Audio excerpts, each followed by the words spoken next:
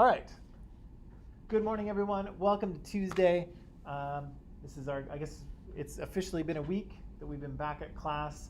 Probably some of you noticed there was a bit of a backlog getting in the front door, having to show vaccine cards. So make sure that if you're coming to campus that you have your card, your vaccine card, or that you figure out how to get it, or you get your personal, what is it called? Personal health number? No, You need a personal... You need a personal health number to get the QR code. Yeah. So make sure if you need some help, there's lots of people who can help you do that, but make sure you do because we need to show it when we come in. Hopefully the line will get a little more, well, it'll move a little quicker, but it's a little slow moving at the moment. Let's see. So Shota's here, good morning. Vito is here, good morning, and Kayla's here, good morning. Let's return to where we were.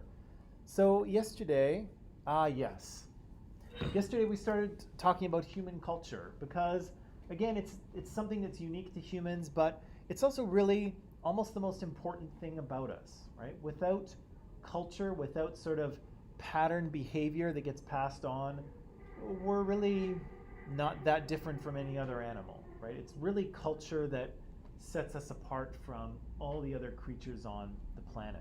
And so I was taking you through a little bit of this story about where culture came from and how it evolved. And in doing so, you've seen these slides before, that's why I'm jumping through really quick, okay? And in doing so, I showed you this little family tree, right? And on this family tree are basically all of the, well, not all, most of the bipedal primates that have ever existed. So bipedal, meaning walking on 2 feet. This is most of them, although this chart is a little bit old. There's a few species that have more recently been found that are not on this chart. And Tafadzwa and I were having a little chat after class yesterday, and we were kind of saying that, this is a difficult picture to understand because we're trying to look back 5 million or 6 million years, and we don't really have a lot of evidence from that time period, right? We do have a lot of fossil remains, we have a bunch of different species, we think, but it's tough to really know what's going on based on, finding little pieces of bone in the ground and figuring out how they fit together into an animal, and then trying to figure out what that animal was like and what it was doing. These are, incredibly complex processes that take a lot of time to figure out. And so, this is a story that we're still kind of learning about. New discoveries are being made really every year, and every one is important because we don't really have a clear picture of what was going on. And so every time we find something new, it is exciting and it changes the picture just a little bit. Right? And so again, this is not 100%. This is not 100% correct. None of them are 100% correct, but we're working towards it. Right? We're working towards a clearer picture of where we come from. Right? So I took you through kind of a few of these species here. I talked a little bit about Ardipithecus ramidus. That's in the orange bar there. Probably the first bipedal primate to exist, or if it's not the first one probably looks something like this. Very much like an ape, right? Except, it can stand up on 2 feet, right? Probably didn't walk very far, certainly didn't walk as well as you and I, right? Our anatomy has evolved to make us very, very efficient and very smooth bipedal walkers. This guy, not so much, right? He's kind of a very early prototype version of a bipedal primate, if you like. This is version 1.0, if you want to use software lexicon here. And so again, this is kind of the first one. I talked a little bit about Australopithecus there, maybe the Afarensis in the green. And Afarensis probably looked something like this, right? Again, still very much like an ape, but their kind of anatomy in terms of their feet and their legs and their hips are much more like ours. They're much better bipedal walkers than Ardipithecus would have been. Okay? And then I I took us forward to Homo habilis. You can see Homo habilis in the blue, appearing maybe a little after 3 million years ago. And we said Homo habilis was, well, all these funny faces. Homo habilis was important because it's the first member of our genus, right? The first member of our kind of little family of Homo. And we have an animal here with a bigger brain than we've seen before. We have an animal with more kind of modern body proportions, right? So I'll back up here. If you look at Ardipithecus, you'll see an animal that has really weird body proportions as compared to a human, right? Really long arms, right? Arms down to their knees, kind of short legs, a long body, a long torso. That's not really what humans are like, right? Humans have shorter torsos, shorter arms, longer legs, right? And so we start to see that with Homo habilis here. But we said maybe even more important than the way Homo habilis looked was how Homo habilis behaved, right? And we said Homo habilis spent a lot of time making these little tools, right? These little chopping tools. Good morning, Harry. These little chopping tools.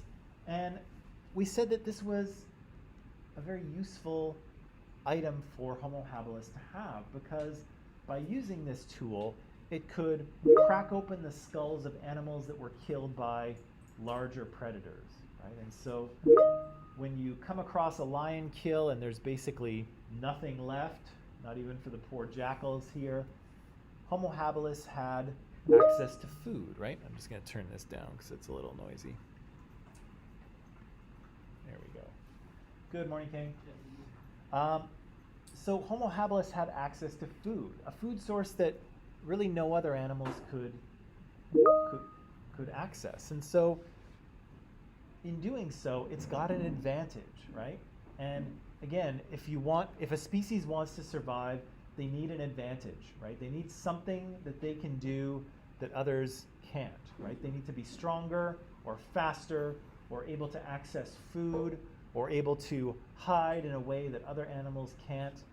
They need some sort of edge, right? You need some sort of advantage. And Homo habilis found one in its tool, right? And so some anthropologists have suggested that, the accessing of this food source, access to these brains, actually helped brain development to continue, right? Because your brain needs to be fed these omega-3 acids in order to kind of repair itself and operate. And here's Homo habilis who's able to gain access to a ready supply of omega-3s, right? Very useful. But even more than that, that little tool demonstrates pattern behavior that is passed down, right? Homo habilis was making these little tools for 1 million years, right? And that's important because, again, that's a lot of generations, right? That's a lot of, these guys probably didn't live that long. They probably got eaten quite often. To be honest, I'm not really sure how they survived, right? Well, let's think about that for a second, right? How long, if I dropped you in the middle of the African savanna, how long do you think you could survive out there? 30 minutes? Yeah, I'd probably be dead in 15, I think.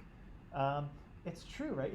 It can be a dangerous place, and I know, I'm kind of thinking of a more, maybe an Africa of the past, one that's a little more wild. I know, Africa's a big place, and there's lots of modern cities and things like that. But there's a lot of dangerous animals in the African savanna, and Homo habilis is a small creature, right? He's probably about this tall, give or take, right? He doesn't know how to use fire. He's probably scared of it, like many other animals are. He doesn't have any weapons. He doesn't have any spears. Spears haven't been invented yet. He could probably throw rocks, I guess. I don't know. You could throw a rock at a lion. I'm not sure how effective that would be, but I guess you could try. Homo habilis doesn't run very fast, right?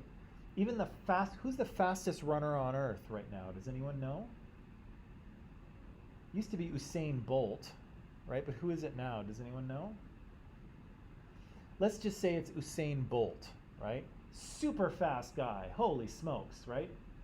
Olympic medal winner, incredibly fast. A lion will catch him in like 10 seconds. He's in terms of the animal, in the animal world, he's slow, right? He's fast for a human, but in the animal world, anyone can catch him, right? And certainly Homo habilis was not as fast as Usain Bolt. So it's kind of, good morning. It's kind of amazing that these guys managed to survive in such a dangerous environment with no tools, except for their little chopper, and really no ability to run or to fight back. I'm actually not sure how they managed to do it, but somehow they managed to survive for 1,000,000 years and eventually evolve into creatures like us. It's a pretty amazing feat, actually. I do not know how they did it. But again, their use of these tools shows the passing on of learned behavior, right? And that's what culture is, passing on learned behavior to the next generation. So I showed you some pictures here. This is from a museum. Again, it's kind of an imagining of what maybe some Homo habilises would have looked like, millions of years ago. And so I said at this point, the important things that are kind of coming to the forefront for humans are our ability to walk on 2 feet, right? Which frees up our hands to do more complicated tasks like make tools and things like that.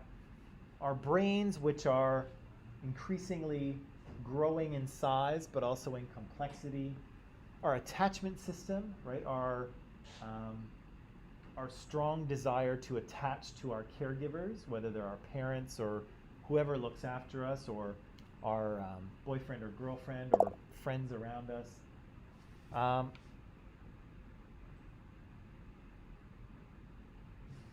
And I'm not sure what I meant by that last point, to be honest.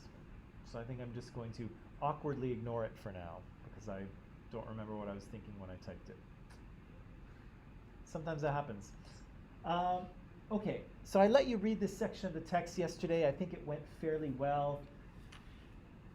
Question number 1, we were talking about some factors that led to hominid bipedalism. And you told me, I think, these things. Right? You told me that bipedal hominids were living in wooded forests, but as the climate started to change, more grassland started to open up. And this is another part that's difficult to think about when we're talking about millions of years ago. It's not easy, maybe it is for you, but it's not easy for me to think about 1,000,000 years of time. It's not easy to think about how long that is, right? Because how long do humans really live on average? 80 years? Let's round up. Let's give ourselves the benefit of the doubt. Let's say we live 100 years, right? That's kind of the length of time we're used to thinking in, right? And I can think of, my grandfather was born in 1911, right? So, he was born 110 years ago or so. And I can kind of imagine that. It's a long time, right? And I can probably think about 200 years in the past, right? And I can think about that. But the more time you think about, the more it gets really difficult for humans to imagine it, because it's so long.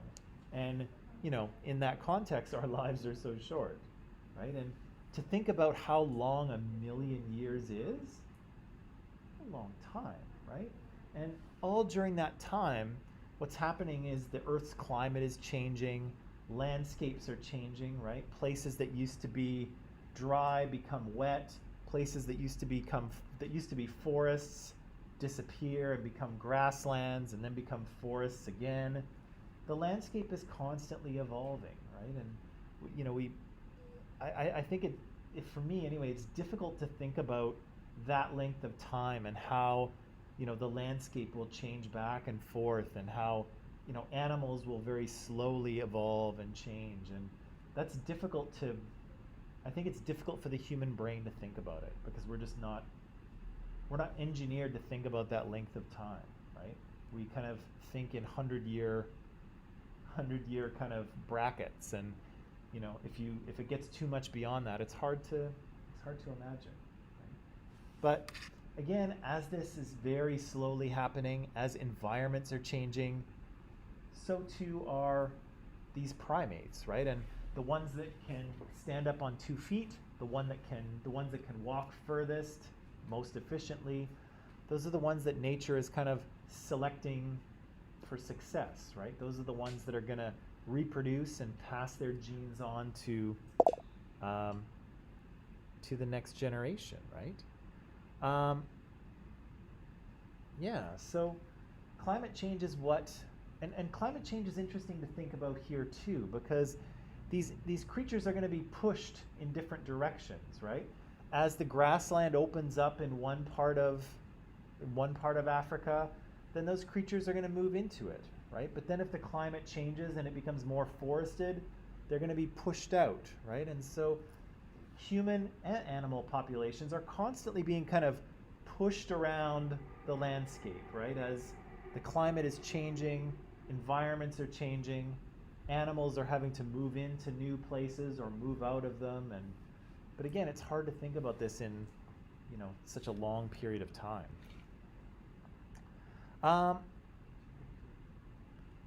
Did the textbook answer the question of why our species, Homo sapiens, why they left Africa? Yeah, what did they say?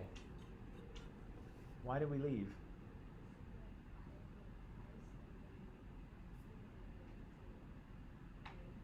You're very quiet, or I'm very deaf, but either way. It got really cold and the water froze and they couldn't move around. Okay, so yeah, when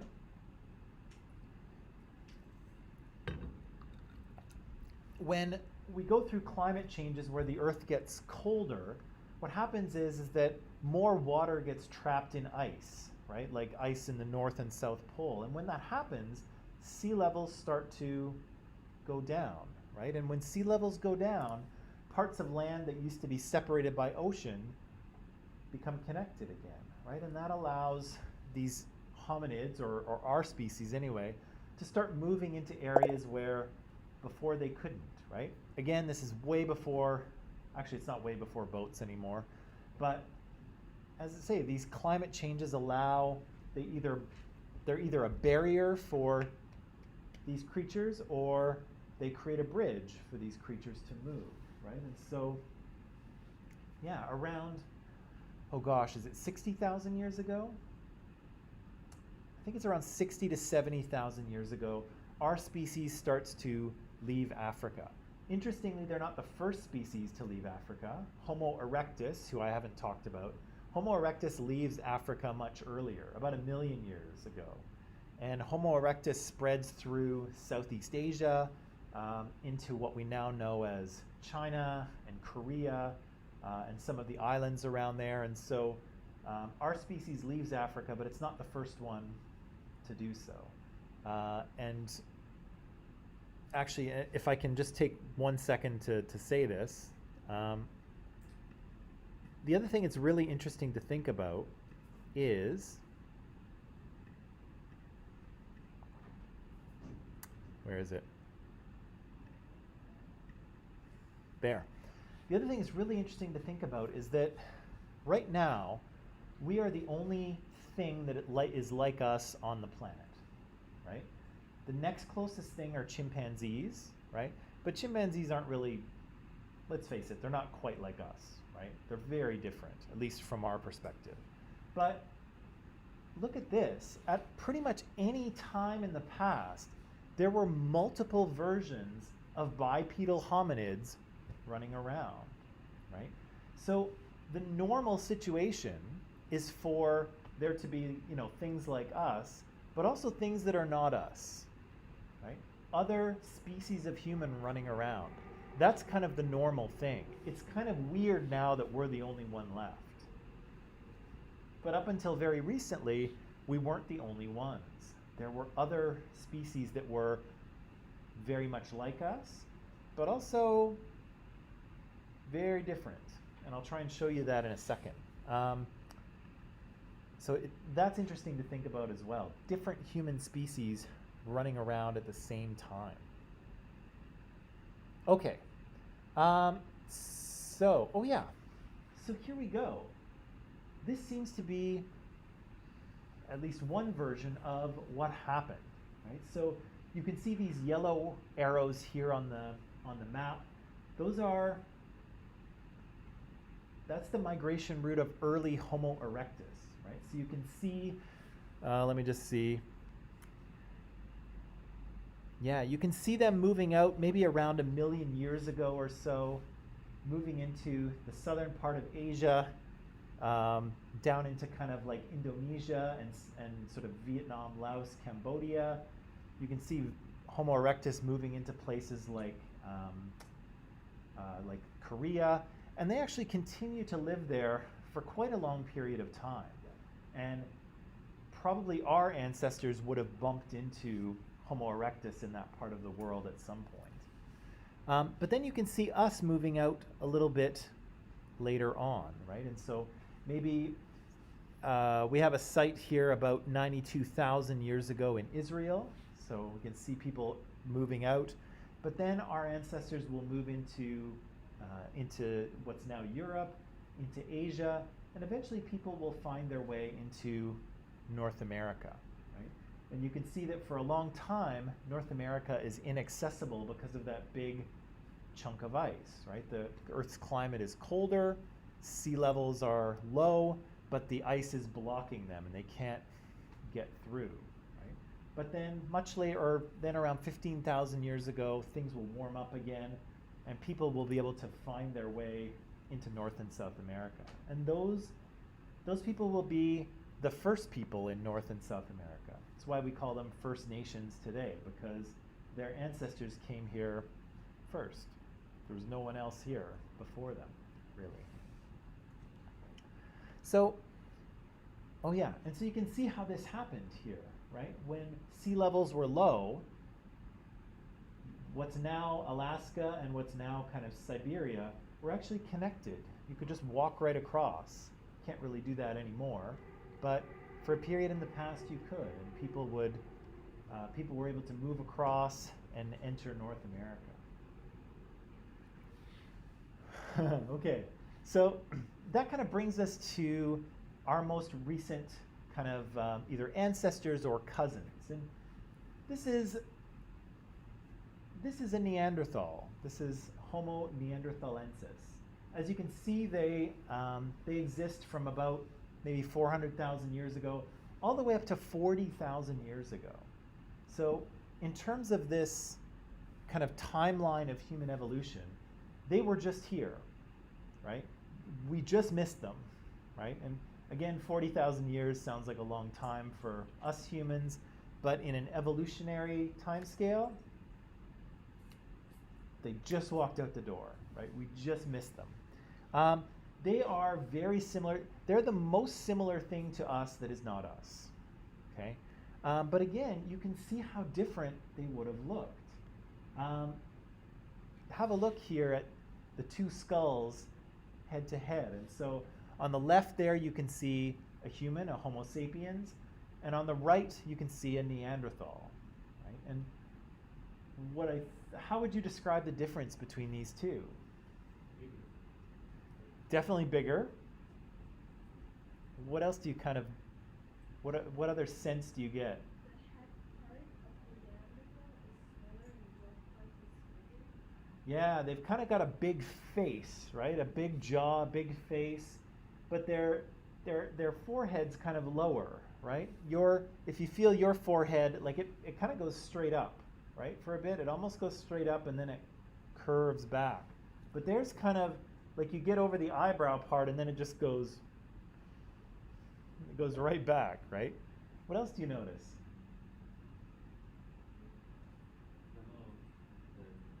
The teeth is also it's not normal. The teeth? Yeah. Yeah, they do look a little different. Actually, their teeth are going to be reasonably similar to ours. Maybe this one doesn't, maybe it's not a good picture that way. Their teeth are going to be fairly similar to ours, but a little bit bigger, right? They've got a bigger face, bigger jaw, bigger teeth. Anything else? Maybe I'll move my head here. Notice anything else? Yeah, their skull is almost like football shaped, right? Kind of strange, right? Kayla says, yeah, their features are bigger than ours. Features are bigger than ours for sure, but yeah, that head shape is quite strange as well, right? We kind of have a round head, right? A kind of a bubble head. These guys have kind of a football head. Kind of strange, right? And what you would have found if you looked at, an entire Neanderthal is you would see a human that is built much differently than us, okay? So you can probably see this happening in this picture, but us humans are built in a very kind of slim, lightweight fashion, okay? Some of us are huge, right? Like Dwayne "The Rock" Johnson, right? He's huge. But for the most part, we're kind of a lightly built species, right? These guys are not, right? They have big bones. They're kind of stocky, big muscle attachments, big heads. They're really built, right? To the point where, only the beefiest of humans, is anywhere close to what Neanderthals would have been, right? So again, genetically speaking, they're very, very similar to us. It's like 99.7%. But again, that 0.3 or whatever it is makes a big difference. And again, if you dressed a Neanderthal up in, a suit and sent him walking down the street, you would still look twice at him, wouldn't you? Like, he does look human, but also kind of not, right? What's that? Oh, yeah, it's true. If it was COVID, we might not notice. But he would be a stocky guy, right? Not necessarily tall, right? Not necessarily taller than us, but he would be thick and muscular, right? And again, you can see their facial features are different, and the shape of their head is different. And again, even when you look at this guy, you're like, yeah, he looks like a person, but he's pretty strange looking, right? And so it's interesting to think about, how, like, in what other ways might Neanderthals have been different from us, right? They're biologically very similar, but they look appreciably different. You would, if you bumped into a Neanderthal in the street, you would know it, right? They are different. And it's interesting to think about kind of in terms of behavior, right, or culture. What would they have been like? We don't know.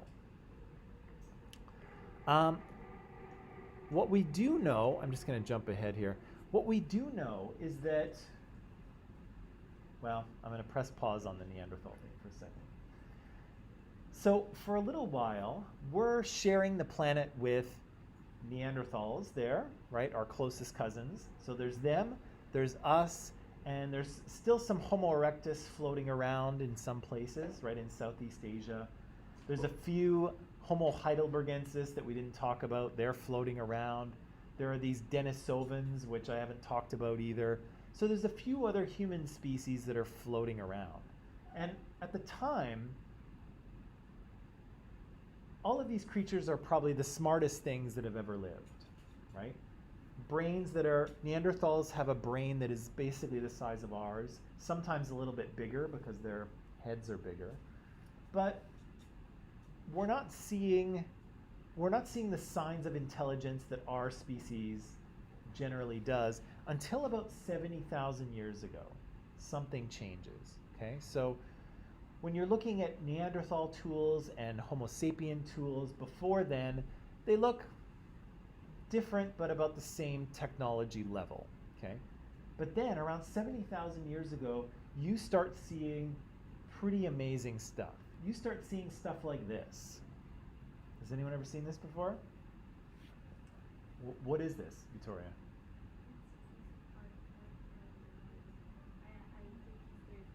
Yep. Yeah.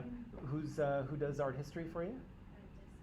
Jessica? Oh, good. I haven't seen Jessica in like a year and a half. She's great. Yeah. So what did Jessica tell you about this?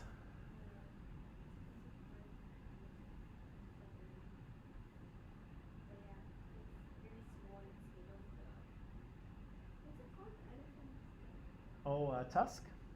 Yeah. Yeah. So it's probably the earliest piece of art that humans have ever created, right? And it's very interesting because it's very small. It's created from the tusk of an elephant or a mammoth or something. But what does this represent? What is this? What is it? What is it of? It's a sculpture of. Yeah, some sort of man-lion thing, right? It looks like he's got the body of a man, but the head of a lion. Does such a thing exist? No, right? So here we're seeing art. So something created not to be used as a tool, just something created for its own sake, right? It has no use, really. And it's an imaginary thing, right? It's a thing that doesn't exist. Humans aren't copying what they see in the natural world. They're imagining something that is new, right? Something that doesn't exist. So we start to see things like this, right? We start to see things like this, which you may have seen in art history as well, right? So a number of caves in Western Europe start to show these amazing paintings, right? Scenes of animals and of hunting and people chasing them and things like that. Yeah, here's a detail. We can see kind of a horse and probably an oryx or something like that, the predecessor of cows. In some cases, people are, in these caves, what they're doing is they're mixing paint. They're creating a paint, and then they drink a little bit of it, and then they put their hand on the wall, and then they spit. They go everywhere. And so it sprays it, just like spray paint. And then you take your hand away, and you can see their handprint on today, like right now, you can see their handprints on the walls from 40,000 years ago or 30,000 years ago. It's incredible. And again, we don't see this. Our species is around for 300,000 years, and we don't see this at all until about 70,000 years ago. And we start to see art, right? We start to see the workings of the human mind, right? Things that people are thinking about and imagining. We see really complex tools, right? These are microblades, okay? And what you do, they're made of stone, just like those tools that Homo habilis was using. But what you do is you put them, well, it's almost like a razor, you know? Those of us who shave, which is probably all of us, either our faces or our legs or whatever. When you shave, you have the handle, right? And the blade is disposable, yes? Yeah, and so it's the same thing. People would create knives or tools, and then they would put these little blades into them. And then when the blades were dull, you'd take them out and put in new ones, right? So they're disposable blade tools. But look at the scale. They're like this big. These are really tough to make. Like even if you know, some people like to make stone tools as kind of a hobby. They think it's kind of cool. You have to be really good to make tools like this. You've got to shape the rock so that it's almost like a cylinder. You have to know how to do that, and then you have to push the top of the cylinder, and these little blades just kind of splinter off. And so to get them nice and rectangular and long and sharp, holy cow, this is super difficult to do, very difficult. But we start seeing these kind of tools, right? We start seeing people weaving rope and making fish hooks. We see people grinding tools. So a lot of the stuff you see around the outer side are are human tools they're axes, right? They're for cutting or shaping wood. And this is the kind of stone that you don't break, but you grind it, right? You grind it into shape. And so you find the right type of stone, you mix maybe some sand or some coarse sand with some maybe animal fat, and you grind it for hours and hours and hours and hours until it's the right shape, right? So you can use it. Right in the middle there is what they call a composite tool, a tool that's made out of multiple materials. So again, you can see some stone blades that have been put into it. I think it's the jawbone from a deer or something. And then they've carved it into a shape so you can shape wood with it. I think it's called the spoke shave. I think that's what they call it nowadays. But it's a complicated tool, right? And we see all kinds of this stuff, art and sophisticated tools all of a sudden.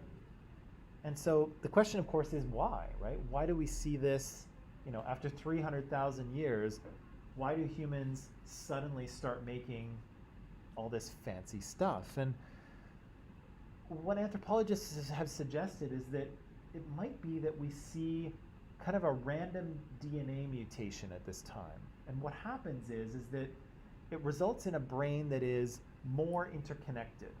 Okay, so our brain has lots of neurons in it. I forget the number. It's like on the order of 16 billion or something like that. Lots of neurons, but our neurons are interconnected in a particular way, right? And that's kind of what gives us the ability to think in abstract terms, right? That gives us the ability to think in a more complex way, right? It allows us to store more information, right? So this is a pretty, kind of a chance mutation, but it's something that, just like Homo habilis, gives us the edge, right? Suddenly, we used to be as smart as Neanderthals. Now we leveled up, right? Suddenly, with this DNA mutation, we level up, right? And so, again, if you bumped into that Neanderthal in the street, you would probably notice that he looks different, right, from regular humans. But if you could talk to him, and if he could talk to you, you would notice that he'd be kind of stupid. He would not be able to talk to you on the same level as we do, right? You would say, man, that guy's kind of an idiot, right? Because according to our level of intelligence, he would be kind of an idiot, right? But again, we have a brain that's structured differently from those other primates, right? We got this gene mutation that resulted in more interconnections, and they didn't, right? And that made us much smarter than we used to be, and than other bipedal primates were. And so one of the things that anthropologists have suggested is that our brain might have gotten this DNA mutation, but the reason that it stuck around, the reason that it was so successful, had to do with social cooperation, right? And so one of the things, I think we mentioned it already. Did we mention that one of the things that, yeah, we did. One of the things that humans do very well is that we cooperate flexibly in large numbers. We said that, right? Yeah. And one of the things that allows us to do that is our ability to keep track of social information, right? And so, again, if you imagine, if you're living in a group with 50 people, okay, there's 50 people in your little hunter-gatherer group. If you count it out, that's over 1,200 one-to-one relationships, right? Everyone in that group has a relationship with every other person, right? So if you put everyone in a circle and you draw a line between everyone, you're going to wind up with a lot of relationships, right? But most animals can't keep track of all that. It's too much. It's too complicated, right? And so we said things like wolf packs, they tend to split up when they get to about 20 members because it's just too confusing in terms of their social hierarchy. But humans are great at this sort of stuff, right? Humans love social information, right? Do humans like to gossip? Yes, we do, right? And I think one of the reasons why we like to is that our brain is kind of designed for it. Our brain is interested in social information. Our brain is good at storing it, right? And so we like hearing about gossip about other people. We like watching shows where we get to see how characters interact with each other, right? And are they going to get together, or are they going to break up, or what's going to happen? I can't wait, right? I got to binge watch it all, right? And we do, because our brains love this sort of stuff, right? But it also makes us better cooperators, right? If we can cooperate better in larger numbers, we're going to be more successful, right? And again, I think that statement applies to even whole countries, right? If countries aren't cooperating, and I'm looking at you, United States, if countries aren't cooperating with each other, it's not going to go very well, is it? Right? And so the better we're able to cooperate, the more successful we are going to be. And so this kind of brain mutation, which is the anthropologists call the cognitive revolution, that's what gives us sort of an enhanced ability to cooperate with each other, to interact with each other, to communicate with each other. Now, so we leave Africa, like I mentioned. Again, the dates kind of vary depending on sort of which site you want to look at. But as we leave Africa, of course some of us stay, but as we leave Africa,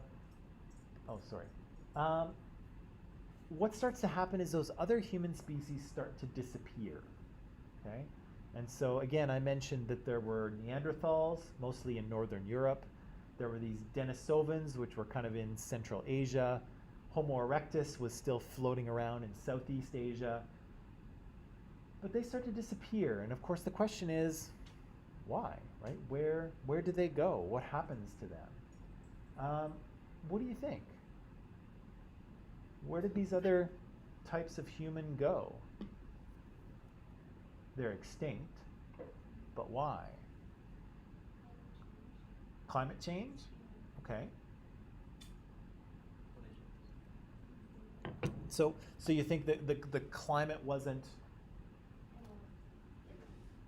Not suitable for them, so they cannot survive in that climate. okay? Well, how did we survive those climate changes then? We move to a place warmer. What's that? We move to a place warmer. They- Or we get clothes. Right. Or we live in like shelter cave days to avoid the cold weather. Okay, so when climate changes, we can survive by either moving, right, or we can create clothes, or we can build shelters that will protect us, right?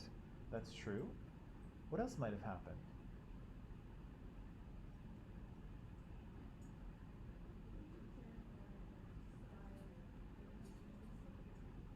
Okay, well, I guess actually, yeah, that's given the whole pandemic thing. It's possible that disease was involved, right? They could have been eaten by animals, but of course, so could we. What else? What else happened to these guys? What's that? I did not hear that. There's no food sources. Okay, there's no food sources for them. Okay, yet we managed to continue to eat somehow. Our species, I mean. The growth of population. Growth of population. So, like our population grew. Yeah, so those babies are not enough food that they do. Okay, so maybe we were kind of out competing them, right? Our population is growing. We're kind of taking all the food, and they're having trouble finding for themselves, right? Maybe. Anything else? What's that?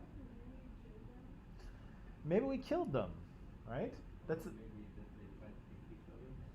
or maybe they fought with each other, right? It's certainly possible, right? We know human history is full of wars, right? And so it's not unfortunately, I don't know. I don't want to think about this, but it's, it's very possible that our ancestors could have killed the other species. Again, we've killed people for being different than us for way less difference than that, right? I think you're in the ballpark, and so there's kind of two main theories that happen here, and we're not sure what's going on. I'll tell you that now. We don't know. The first one might have to do with interbreeding. Okay, so the idea here is that the other human species, maybe not so much Homo erectus, but the Denisovans, the Neanderthals, and us, genetically we're not that different, and maybe we just kind of interbred, and eventually, those populations mixed together and eventually just became us. Okay. The second one is replacement, right? So somehow we push those other species aside, right? Either we, launched a war against them and killed them all, or it wouldn't have been an organized war, but either we killed them or we outcompeted them for food, right? We were just smarter and more adaptable. Climate might have something to do with it as well, right? Maybe we adapted to climate change better than some of those other creatures. Either way, we didn't mix with them, we replaced them, either by just being better, right? By surviving better, or by actually, physically ending them somehow. And again, unfortunately, the picture is not clear still. We don't really know what happened. We do know, though, that by about 30,000 years ago, we're the only ones left. Okay? We're the only human species left on the planet. Again, there's been some more. I thought I had some slides in here, but I don't. There has been some more recent discoveries that are genetic in nature. We do know that us humans we do share some DNA with Neanderthals. In fact, my 23andMe profile tells me that I have a bunch of Neanderthal DNA in me. But we have the same common ancestor as well on the family tree. So again, we're very closely related. We do share some genes, right? But so we're not quite sure about that. We don't have any physical evidence of warfare, right? Like we don't have a Homo sapien spear point, stuck in a Neanderthal skull or something. We don't have any evidence of violence between the two. So currently the picture is just not clear. We're not sure why there are none left, but all we know is that there are none left, right? We're the only species still walking around. Man, that's a wild story. 5 million years and evolution and climate change and technology development and new species and going extinct, and here we are. We've successfully made it through so that we can destroy our environment and we can all die. No, that's awful. Okay, let's take a little break here, and we'll come back and we'll talk about something. I forget what we're going to talk about. We're going to talk about something interesting when we come back. Okay? What's that? Yes, of course. All right. See you in 10 minutes.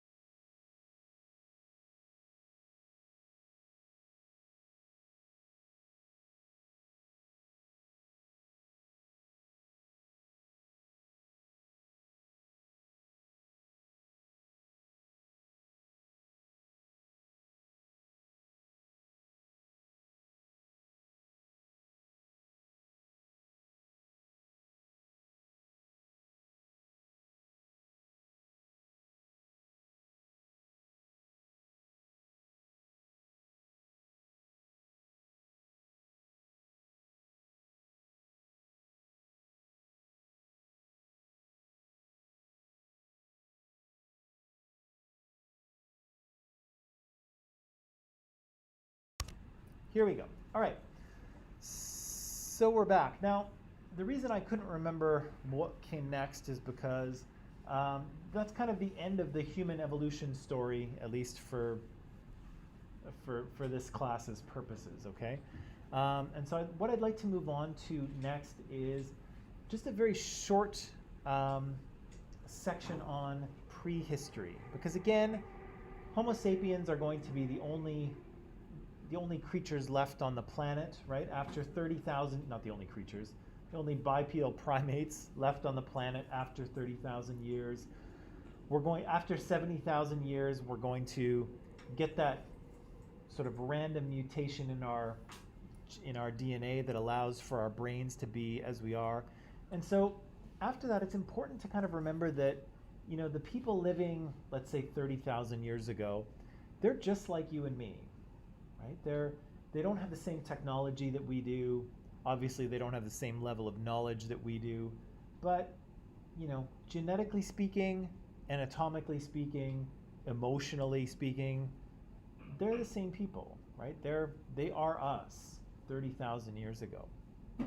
And so one of the things I want to talk about here is a little bit about what their life was like prior to some big changes that are coming up. So as we'll see, when we get into sort of our bigger cultures like in Mesopotamia and Egypt and Greece, it's important to understand what came before so that you can understand why the development of those cultures is such a big deal. Okay, so you kind of you got to know where you came from to understand where you go later, right? And so that's kind of what we'll do. That's what we'll do now. So I'm going to delete this, and I'm going to put that up there. So this is what we'll talk about here in this module, prehistory, okay? So this is the time, basically, when we're the only humans left on the planet. There's no Neanderthals, there's nothing else. But nothing is written down either, right? This is before writing, this is before farming, okay? So one of the things I want to talk about in this section is subsistence, and subsistence is important. How would you define that term if I asked you what subsistence is? You know what subsistence is? To subsist. Have you heard that word before? Yeah. Not very common. It's not super common. So for our purposes, we're going to say subsistence is the way people get their food. Okay? What is their subsistence strategy? How does this culture or this society, how does it feed itself? Right? So if I were to ask you, what's our subsistence strategy here in Canada? How do we get our food? We go to the grocery store. We definitely do. Where does the food come from before the grocery store? Farms, right? So we are, so we're farming. Where else does our food come from? Some people hunt. What? From nature, sometimes. Is that something you commonly do? Wander out into the... I'm kind of hungry. I'm going to just walk out into the woods. But, once upon a time we would have done that, right? That would have been our subsistence strategy, right? But for the most part now, some people will hunt a little bit, right? Some people will gather, right? There are people out picking berries on the weekends, right? Because they do grow naturally, right? But for the most part, it comes from farms, right? And we have big mechanical farms with tractors, and we grow corn and wheat and rice. We have farms that raise animals, right? Like pigs and chickens and cows. We have farms that grow fruit and vegetables for us. And then all of that kind of comes to the grocery store or to a restaurant, and that's how we access it, right? And so our subsistence strategy is based on farming, right? Large-scale industrial farming. But there's lots of other ways in which people have gotten their food in history as well. And so one thing we can say, though, is that the subsistence strategy of a culture, whatever it is kind of at the base level, right? People need to eat first, right? That's the most important kind of thing, right? You need to be able to feed people. And the way in which you do that is going to affect all the other parts of culture. Remember how culture was integrated, right? Well, this is kind of the base level of that integration. How do people eat? How do they get their food, right? And so everything else is kind of built on top of how you choose or how you determine to get your food, okay? And so for the most part, human subsistence can be divided into these 5 types, okay? So of course here in the modern world, most of us are getting our food through number 5, right? Big industrial mechanized agriculture, right? We have tractors and trucks and genetically modified organisms and pesticides and fertilizers and machines that milk cows and all kinds of things like that, right? That's mechanized agriculture. We're going to talk about a few of these. Let me just see what my next slide is. Yeah, we're going to talk about a few of these, but the first one I want to talk about is foraging or hunting and gathering, because that is, for human beings, that's our first subsistence strategy. That's the one, that's our default operating system, right? We used to go out into nature and just collect what we found, right? That was how Ardipithecus survived, and Australopithecus, and Homo Habilis, and Neanderthals, and all of those creatures survived by going out into nature and finding their food, right? And later hominids learned how to hunt, right? They developed spears and weapons to hunt with, bows and arrows a little bit later on. But this is kind of our original subsistence strategy. We start out as foragers. We start out as hunter-gatherers, okay? So hunter-gatherers gather their food from the natural world. They don't keep animals. They don't do any farming, okay? It's all just finding things and knowing where to find them and hunting for them. Human diets or foraging diets have probably included just about everything you can imagine, okay? So anything a human can eat and not die from, humans have probably eaten at one time or the other, right? And again, it's interesting and important to remember that for most of our, that should probably say 300,000 year history, as I say, these things tend to change very quickly. This is how we got our food, right? For 94% of our history, we were hunters and gatherers. Now, if we're talking about 30 or 20,000 years ago, it's really difficult to know what the lives of these people were like, okay? First of all, there's no written records. Nothing, these people didn't write anything down. And again, if you don't write anything down, you don't know what people are thinking, right? You don't know what people are imagining. You don't know what people feel about their life or their environment. It's impossible to know. You can tell sometimes what they're doing, but you don't know what they think about it, right? Until it gets written down. And we'll see that when we start looking at cultures, where the cultures that we have writing for, we know so much more. Cultures that we can't read their writing or we don't have any writing, it's really tough to know. So these guys, we have no written records. We don't know what they were thinking. Hunters and gatherers don't own a lot of stuff, okay? They move around a lot. Sometimes they walk 10 kilometers a day, right? So if I told you, Mike, that you're gonna walk 10 to 15 kilometers a day, every day for the rest of your life, and you're gonna have to carry everything you own with you, you'd be pretty careful about what you owned, right? A lot of your stuff would have to get thrown away, right? And similarly, hunter-gatherers are like that. They move a lot. And so they don't own a lot of stuff because they have to carry it with them. And similarly, because they don't own a lot, they don't leave a lot behind. And that's what archaeologists need. right? They need stuff that people leave behind. And if you don't leave a lot behind, you're kind of invisible to the archaeologist, right? The archaeologist has nothing to excavate and then study and analyze. So we don't really have a lot left from these people. We do have some modern foragers. So some people nowadays still do hunt and gather, but they're very few in number. And most of them don't forage all or don't hunt and gather all the time, right? It's only some of the time. So they're not really the same as these people who were living 20,000 years ago, right? They're kind of doing it in a different context. So it's hard for us to imagine that they're just like the people from the past.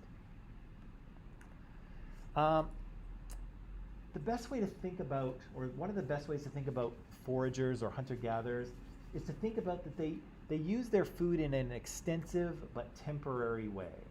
Okay? So hunter-gatherers might show up in an area, right? They move around a lot. They might show up and they'll basically look for whatever is easily available, right? So it might be mushrooms that they find. Maybe they find some root vegetables.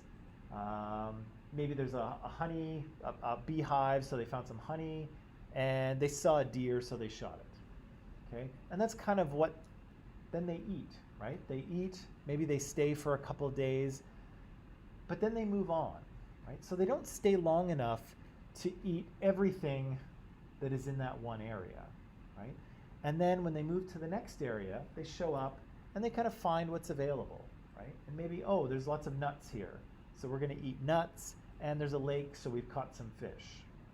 So it's fish and nuts for dinner. Doesn't sound that great, but anyway, you don't usually pair those two. So again, and they maybe stay for a day or two, and then they'll move off again, right? So they don't kind of exhaust the food supply in one place, and they're kind of always eating something different, right? Kind of whatever is easily available. They know how to find all the food in their environment, and they just kind of move around eating whatever is easily available, okay? And because of that, that's kind of the secret to their success, right? They don't really have to work too hard because they kind of just grab whatever is easily available, and they move around so much that they don't have to worry about running out of food in a particular area, because as soon as it becomes a little difficult to find food, they just get up and move. Right? And you know, there's always a full fridge somewhere else, if you will. Most of these hunter-gatherer groups are quite small, and so maybe 50 people, or maybe a little bit less. And so hunter-gatherers know each other very well, right? Imagine spending your entire life, or most of your entire life, with just one group of 50 people, okay?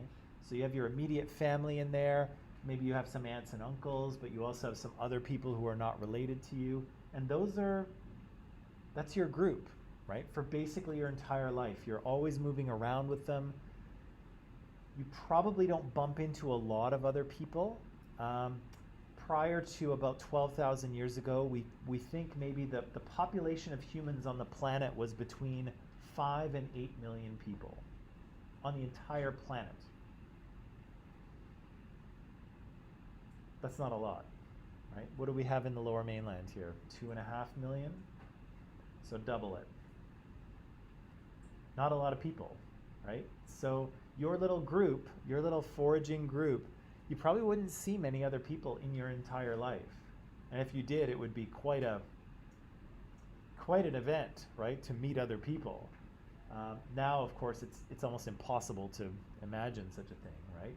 But yeah, these people were moving around in small groups. They probably didn't encounter very many other people. Maybe another group here or there, but not very often. If they bumped into other groups, they might have cooperated with them or sort of exchanged marriage partners with them. They might have come into conflict sometimes, but hunter-gatherers don't really like to fight. They tend to just move away, right? If someone's in their space, they'll tend to just go somewhere else, right? Because that's the easiest thing. And they move all the time. Sometimes they would trade with each other too, not for food, but for fancy stuff, right? Fancy stones or pigments or good quality stone for tools or things like that. Again, think about a world with no permanent settlements, okay? There are no towns, villages, cities, roads, nothing, right? People are moving around almost all the time, right? They're setting up little shelters. Maybe they have tents or they just create tents, stay for a few days, and then they're gone, right? It's basically all wilderness at this period. Again, you can see there's very few people on the planet, but people are living in a wide variety of different environments. And lots of those environments are quite rich, right? So again, think about, there's so many of us nowadays, right? There's 7.5 billion of us on the planet. And, it's difficult to imagine, but how much food would have been available if there was only 5 or 8 million of us, right? And nature is more or less untouched, right, at this period. And yeah, food was really plentiful, right? You could, Mahmoud, I kind of laughed at you when you said you just walk into the forest and find something, but that's actually really what the case was. These people could just walk into the forest and find something. And part of the reason that they could do that was they were experts in their environment. Okay, so again, I sort of made the joke, if I dropped us in the middle of the African savannah, most of us would be dead in 20 minutes or so, because we don't know anything, right? We don't know how to survive. We don't know how to build shelter or find food or protect ourselves from things that might want to eat us. But these people know everything. Right? They're experts. They know every plant, every animal. They know where to find food at what time of the year. They can predict the weather. They understand where they are in their environment. They don't get lost, right? They're experts, right? The level of knowledge and skill that hunter-gatherers have is exceptional, right? And it's exceptional because they depend on it, right? Your knowledge of the environment is what guarantees your survival, right? If you don't know anything, then it's like us dropped into the African savannah. We're gonna die, right? But these people don't, because they know so much. And unfortunately, we don't even know what they knew, because they don't write anything down, right? So a lot of the knowledge that these people had is now gone, because they're gone as well. But again, don't think of these people as kind of, searching, oh gosh, where are we going to find food? Oh dear, right? Don't think of them that way. Think of them as experts, right? They know exactly where they're going to find food and when, and they really don't go hungry. They really, for the most part, they succeed quite well, because again, lots of food is available, and they know how to find it. The other thing you should think about when you think about hunter-gatherers is think about Olympic athletes. Okay, even though they're out there in the wilderness and they're eating what they find, they're not starving and they're not struggling. Most of the physical remains we have, so the bones that we have from hunter-gatherers, these people are impressive. Okay, I remember I used to work in Russia when I was a grad student, and we were excavating the cemeteries of hunter-gatherers. And so these people were about, let's say 4,000 to 8,000 years ago is when they were living. And we were just north of Mongolia is where we were.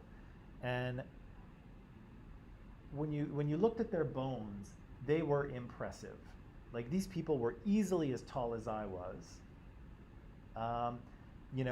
Good solid bone structure, muscle attachments. Like, as I say, think Olympic athletes when you think of these people, because they're very active, they're very well nourished from all of the different foods they eat. There's no processed foods, right? There's no sugar, unless you unless you want to stick your hand in a beehive, but there's not that many opportunities for that. Yeah, there's none of that stuff. And so they're supremely healthy, really good shape. So as I say, think of a bunch of Olympic athletes, because that's what you're dealing with here. Really strong, healthy people. And again, they probably didn't work very hard, right? When you know how to find food and you live in a rich environment, it's not really that difficult, right? They probably worked a few hours a day, maybe 2 or 3 hours a day finding food, and then they're done, right? The rest of the day is, maybe making clothing or fixing clothing, maybe making tools, taking a nap, hanging out with the kids, playing a game, chatting, that kind of stuff, right? So it's a very skill-based way of life, but it's not a hard one, right? It's not one where you're working, 12 hours a day. It's actually less than that. And again, these people were in phenomenal shape. Most hunter-gatherers are egalitarian, meaning they don't have big status differences in their society, right? Here in our society, we do, right? There are people with lots of money and lots of power at the top, right? And then at the bottom, there's people with none of those things, right? And most of us are kind of somewhere in the middle, right? But hunter-gatherers don't really have that. Everyone is mostly on equal footing. You will get treated a little bit differently if you're a man or a woman because they have gender differences. People who are older tend to get more respect, right, for their wisdom. You might get a little extra respect if you happen to be, maybe you're a great hunter, or maybe you're a particularly compassionate, good listener. People might respect you more for that. But really, everyone's on the same level, right? This isn't a society with big status differences. They're pretty much the same. And what we also see is foragers and hunter-gatherers, maybe this is the last thing I'll say because it's been a lot today. Foragers are very good at sharing, okay? So they share everything, right? So when hunter-gatherers go out, and usually the men go out to hunt, that's how it works. The women go out to gather things like berries and roots and nuts and things like that. When they come back, usually all the food is just kind of put in the middle and everyone shares, right? Nobody keeps track, right? Oh, Yo-Yo went hunting today and he didn't come back with anything. That's okay. Nobody pays attention, right? Tomorrow you'll find something, right? And so everyone shares with everyone all the time, no matter what, right? Nobody pays attention to how much people contribute. If you don't find anything today, it doesn't matter. Everyone shares all the time, right? And that ensures that everyone always eats, right? Because someone will always find something, right? And so between them, they can feed themselves. And so food is shared, but also personal property. There's not really personal property, right? They don't really own anything. And so hunter-gatherers are kind of very good at sharing with each other, right? And not having an idea that they can or should possess things, right? For a hunter-gatherer to say this is mine makes no sense, right? This is just this, right? It's how can I own it? It's just a thing, right? And of course, for us, it makes perfect sense that I own this, but for them, it's like, no, whatever, right? If you want it, here, take it, because it's not mine, it's not yours. There's just things, right? It's a very different way of seeing things. Okay, I'm going to stop there because that's been a lot without a break, which I apologize for. How are we feeling? Does this kind of make sense? Is it kind of hard to imagine a little bit, this kind of world? Sounds pretty good? I thought from differently how the life was. Yeah. Yeah, it's kind of an interesting. It's a much simpler way of life, right? Yeah, but again, this is kind of where we came from as humans, right? This sort of much more simple existence. Okay, I'm gonna stop it there. Any questions before I let you go and forage for food? Can you Hunt. maybe something on YouTube, maybe the next lesson? I do have a little bit I can show you. Yep, I can show you some video. So after we finish the whole exercise, you can see like how. Yeah, exactly. Yeah, I'll give you some visual images if I can. Yeah, yeah. Done. Okay, so good? Yeah. Okay, go hunt and gather, and I will see you tomorrow. Hopefully you'll be successful. I think you have the skills to acquire food in this environment. I think so. I'm going to want that next one. Okay, there you go. Okay, see you everyone. See you tomorrow. Have a good one.